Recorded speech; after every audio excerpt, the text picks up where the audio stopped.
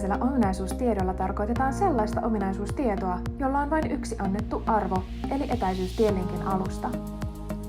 Digiroadiin on tallennettu paljon erilaista pistemäistä tietoa.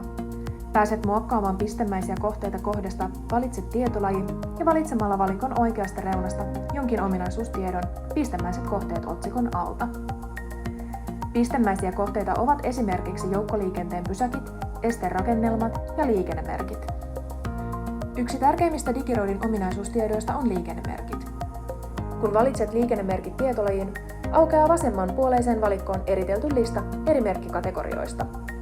Huomioi, että jotta voit nähdä jo järjestelmään merkityt merkit, tulee sinun valita vasemman reunan valikosta kaikki haluamasi kategoriat. Muista myös zoomata tarpeeksi lähelle karttapintaa, jotta merkit näkyvät. Pääset valitsemaan jo olemassa olevan merkin, kun olet muokkaustilassa ja olet valinnut vasemman alareunan valikosta nuolen. Kun olet valinnut yhden olemassa olevan liikennemerkin, aukeavat sen tiedot oikeanpuoleiseen ikkunaan. Lisäksi jos liikennemerkkiin on linkitetty lisäkilpiä samaan tolppaan, näkyvät myös sen tiedot avautuvassa ikkunassa. Avautuvasta ikkunasta pääset poistamaan poistuneen merkin, jolloin valitset Poista ja painat Tallenna. Pääset myös lisäämään lisäkilpiä kohdasta Linkitä lisäkilpi sekä muuttamaan jo olemassa olevaa päämerkkiä. Liikennemerkkiä lisätessä ja muokatessa valitaan ensin liikennemerkin tyyppi, esimerkiksi kiellot ja rajoitukset, ja sitten alatyyppi, esimerkiksi ajoneuvolla ajo kielletty. Mikäli asetetaan jotain numeraalista tietoa vaativaa rajoitusta, kirjataan arvokenttään tieto.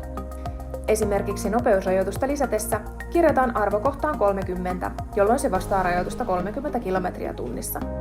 Muista tallentaa uudet tiedot. Mikäli haluat lisätä geometriaalle täysin uuden merkin, tulee valita vasemman valikon alareunasta plusmerkki. Ja sitten valita haluttu kohta tiegeometrialta. Muista tarkistaa, että merkki tulee oikealle puolelle tietä liikennesuuntaan nähden, jos kyseessä on moniajokaistainen tie. Valitse oikealle aukeavista alasvetovalikoista liikennemerkin tyyppi, esimerkiksi ohjemerkit, ja alityyppi, esimerkiksi suojatie. Paina alareunasta Tallenna, jotta merkki ilmestyy kartalle. Jos haluat linkittää merkkiin lisäkilven, esimerkiksi yksityistie, voit tehdä sen valitsemalla kohdan Linkitä lisäkilpiä. Muista myös tarkistaa, että liikennemerkin suunta on oikea. Kartalla liikennemerkin alla sijaitseva nuoli ilmaisee merkin vaikutussuunnan. Suuntaa voi vaihtaa tarvittaessa oikean puolen valikosta vaikutussuunnan napista Vaihda suuntaa. Liikennemerkkiä koskevaa tietoa kannattaa lähteä etsimään esimerkiksi liikennesuunnittelun tai katojen kunnossapidon puolelta.